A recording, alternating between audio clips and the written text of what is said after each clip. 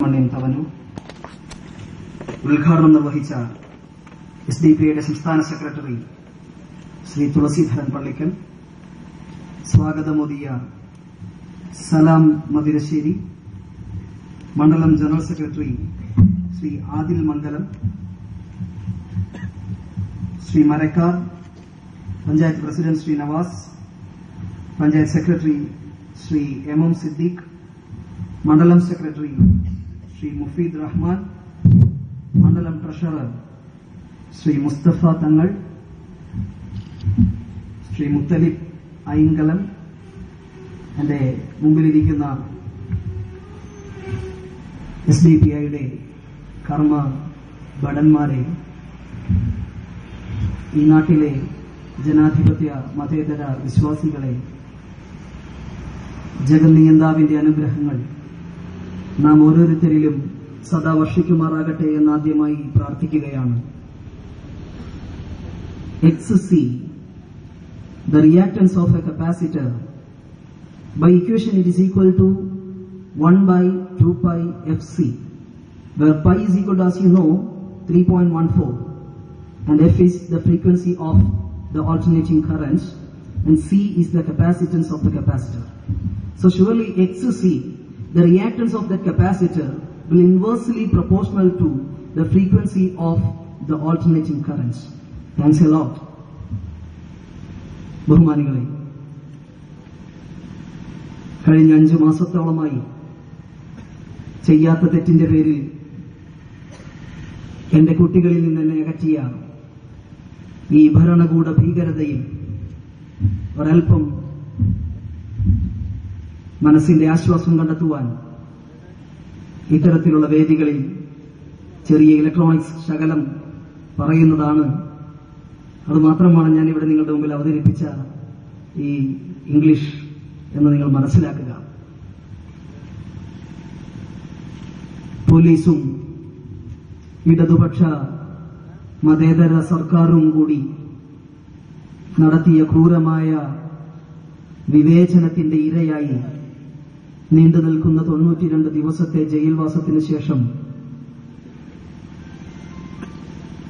ജനകീയ കോടതിയിലൂടെ നിരപരാധിത്വം ബോധ്യപ്പെടുത്തി പൊതുജന സമക്ഷം നിൽക്കുമ്പോൾ നിങ്ങൾ ഈ തവനൂരിലെ പ്രദേശവാസികൾ നൽകുന്ന സ്നേഹോഷ്മളമായ ഈ സ്വീകരണത്തിന് എങ്ങനെ നന്ദി പറയണമെന്ന് എനിക്കറിയില്ല. ജൂലൈ 4-ന് നിങ്ങളേവരും അറിഞ്ഞതുപോലെ പ്രവാചകനെ നിന്ദിച്ച ജോസഫ് എന്ന അധ്യാപകൻ ആക്രമിക്കപ്പെട്ടു. പ്രസ്തുത സംഭവത്തിന്റെ അന്ന് തന്നെ, 4-ാം തീയതി തന്നെ, ഞാനടക്കമുള്ള പ്രദേശവാസികളായ പല പ്രവർത്തകന്മാരും പോലീസ് സ്റ്റേഷനുകളിലേക്ക് വിളിക്കപ്പെട്ടു. അതിനുശേഷവും ആഴ്ചകൾക്ക് ശേഷവും പ്രസ്തുത സംഭവത്തിൽ ഞങ്ങൾക്ക് എന്ത് പങ്കാണുള്ളത് എന്ന് അന്വേഷിച്ചറിയുവാൻ അന്വേഷണ ഉദ്യോഗസ്ഥന്മാർ ഞങ്ങളെ ചോദ്യം ചെയ്യുകയും പ്രസ്തുത വിഷയത്തിൽ സ്റ്റേറ്റ്മെന്റ് എഴുതി നിരപരാധിയാണെന്ന് കണ്ട് ബോധ്യപ്പെട്ട് വിട്ടയക്കുകയും ചെയ്തിട്ടുണ്ടായിരുന്നു. ജൂലൈ 4-ന് ശേഷം വ്യത്യസ്ത വ്യക്തികളുടെ നിരപരാധിത്വം ബോധ്യപ്പെടുത്താൻ പലവട്ടം പോലീസ് സ്റ്റേഷനിൽ കയറിയിറങ്ങിയിട്ടുള്ളവനാണ് ഞാൻ. പക്ഷെ 1 മാസം കഴിഞ്ഞ് ഓഗസ്റ്റ് മാസം 6-ാം തീയതിയാണ് ഒരു ഗൂഢാലോചനയുടെ ഫലമായി എന്നെ വീണ്ടും മൂവാറ്റുപുഴ പോലീസ് കസ്റ്റഡിയിലെടുക്കുന്നത്. ഓഗസ്റ്റ് മാസം 5-ാം തീയതി Ilahia college of arts and സയൻസിലെ ഇലക്ട്രോണിക്സ് ഡിപ്പാർട്ട്മെന്റിന്റെ അസോസിയേഷൻ ഉദ്ഘാടനം നടക്കുമ്പോൾ മഹാത്മാഗാന്ധി യൂണിവേഴ്സിറ്റി സിൻഡിക്കേറ്റ് അംഗം doctor Fathima Beevi, MES college മാറമ്പള്ളിയുടെ പ്രിൻസിപ്പളുമാണ് അദ്ദേഹം ഉദ്ഘാടനം ചെയ്ത പ്രസ്തുത പ്രോഗ്രാമിന്റെ പത്രവാർത്ത പിറ്റേ ദിവസം ഓഗസ്റ്റ് 6-ാം തീയതി പത്രങ്ങളിൽ അടിച്ചു വരുമ്പോഴാണ്, പ്രിയമുള്ളവരെ, എന്നെ മൂവാറ്റുപുഴ പോലീസ് അതിഭീകരനെന്നും തീവ്രവാദിയെന്നും പോക്കിരിയെന്നുമൊക്കെ പത്രങ്ങളിലൂടെ പിന്നീട് വിശേഷിപ്പിച്ചുകൊണ്ട് അറസ്റ്റ് ചെയ്യുവാനുള്ള കസ്റ്റഡിയിലെടുക്കുന്നത്. ഞാനന്ന് പോലീസിനോട് പറഞ്ഞു, എനിക്ക് 5-ാം തീയതിയുടെ പ്രോഗ്രാമിന്റെ അക്കൌണ്ട്സ് സെറ്റിൽ ചെയ്യേണ്ട ഒരു ബാധ്യത എനിക്കുണ്ട്. കോളേജിലെ ഉത്തരവാദിത്തമുള്ള ഡിപ്പാർട്ട്മെന്റ് ഹെഡ് എന്ന നിലയ്ക്ക് എനിക്ക് ചെല്ലേണ്ടതുണ്ടെന്ന് പറഞ്ഞപ്പോൾ, സാറൊന്ന് വന്നു പോയാൽ മതി, സ്റ്റേറ്റ്മെന്റ് എഴുതി ഉടനെ വിട്ടയച്ചേക്കാമെന്നായിരുന്നു. പോലീസിന്റെ ഈ വാക്ക് വിശ്വസിച്ച് ഞാൻ കടന്നു ചെന്നു. 6-ാം തീയതി വെള്ളിയാഴ്ച, ഓഗസ്റ്റ് മാസം 6-ാം തീയതി വെള്ളിയാഴ്ച അവിടെ ഇരുന്നോളാൻ പറഞ്ഞു.